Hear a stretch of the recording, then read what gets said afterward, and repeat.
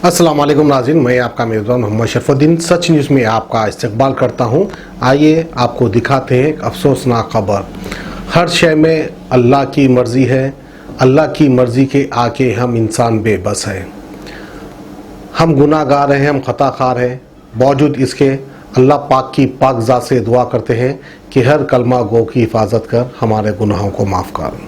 नाज़रीन, आइए बड़े अफसोस के साथ मैं आपको आज ये खबर सुनाने जा रहा हूँ, जो कि दिल्ली नॉर्थ ईस्ट में एक नौजवान लड़का जिसका नाम अमान बताया गया, अमान जो कि 9th क्लास का स्टूडेंट था।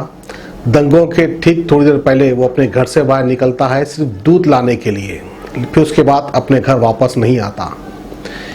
एक उभरता हुआ नौजवान जिसकी उम्र सिर्फ 17 साल है, ना जाने उनके माँ बाप को कितनी आस थी होगी अमान से।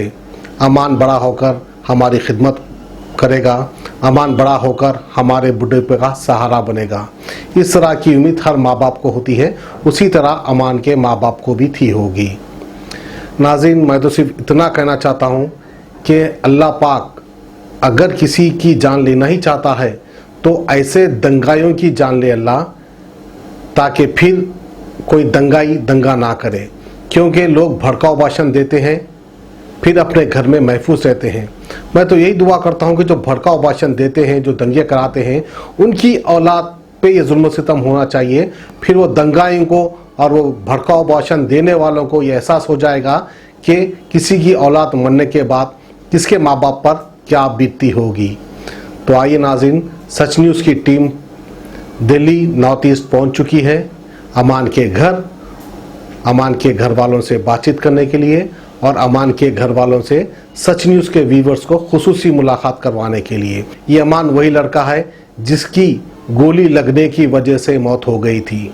17 साल का नौजवान अमान जो कि 9 क्लास में पढ़ता था, उसकी दंगों के दौरान गोली लगने से मौत हो जाती है।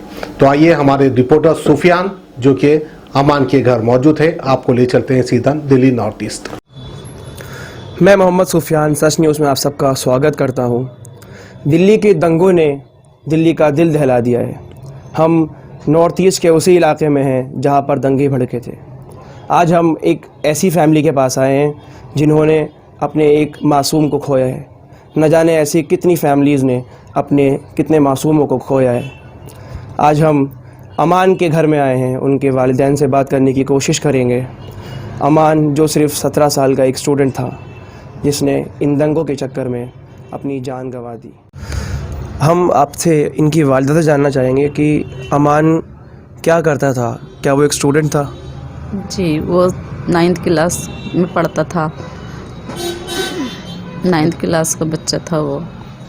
तो आपके इलाकों में भी प्रोटेस्ट हो रहे होंगे, ये सीए के प्रदर्शन हो रहे होंगे, तो क्या वो उनमें भाग लेता था? क्या वो प्रोटेस्ट वगैरह में जाता था? नहीं, वो कभी प्रोटेस्ट में नहीं गया। वो भीड़ देख के डरता था। उसने कभी उस तरफ का रुख ही नहीं किया कि वो वहाँ पर जाए, और सबको रोकता था जाने से कि नहीं वहाँ मत जाओ। तो जो अब ये लोग, जिन लोगों ने उन्हें मारा, दंगाई थे वो लोग, तो क्या आप उन लोगों के लिए कुछ मैसेज देना चाहेंगे? आप जो कि अमान के वालिदैन हैं, आपने अपना मासूम बच्चा खोया है, तो आप बाकी वालिदैन से या बाकी जो लोग इन सब चीज़ों में इन्वॉल्व हैं, जो लोग दंगे कराते हैं, दंगे भड़काते हैं और इसका शिकार होते हैं, क्या आप उनसे कुछ कहना चाहेंगे? यही कहना चाहूँगी कि जिन बच्चों के साथ ऐसा हुआ है उन्हें इंसाफ मिले, और जिन लोगों ने ये किया है उसकी कार्रवाई की जाए कि ये लोग आए कहाँ से, क्यों हुआ ये सब। आप कुछ कहना चाहेंगे सर? तो क्या अभी तक पता चल पाया है कि वो लोग थे कौन? क्या यहाँ पर हिंदू मुस्लिम रहते हैं इस इलाके में, तो वो लोग किस तरह रहते हैं, और क्या वो लोग यही थे मारने वाले या फिर बाहर से कुछ लोग आए थे? क्या इस बारे में आप कुछ बताना चाहेंगी?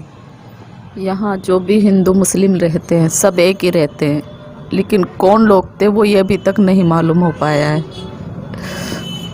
कुछ नहीं पता कि वो कौन लोग थे।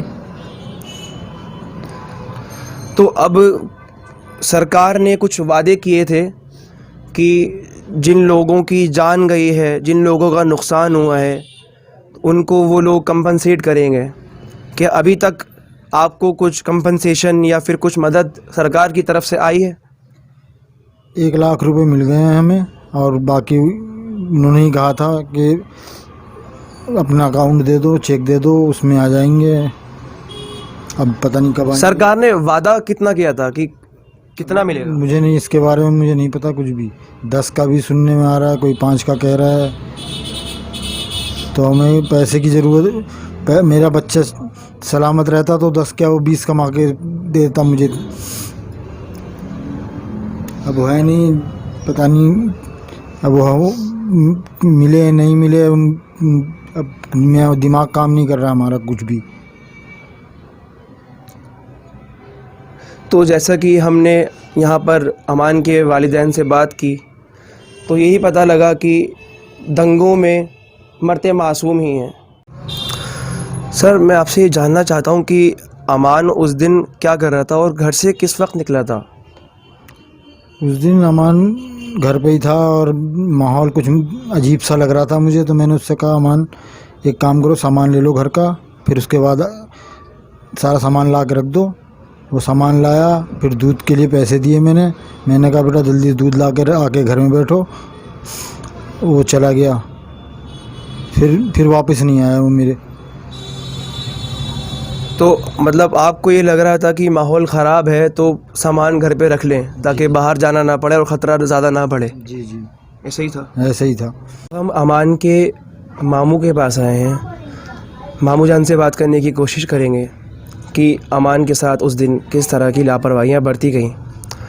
तो सर, जब अमान की खबर आई तो आप लोग अस्पताल की तरफ दौड़े। जी।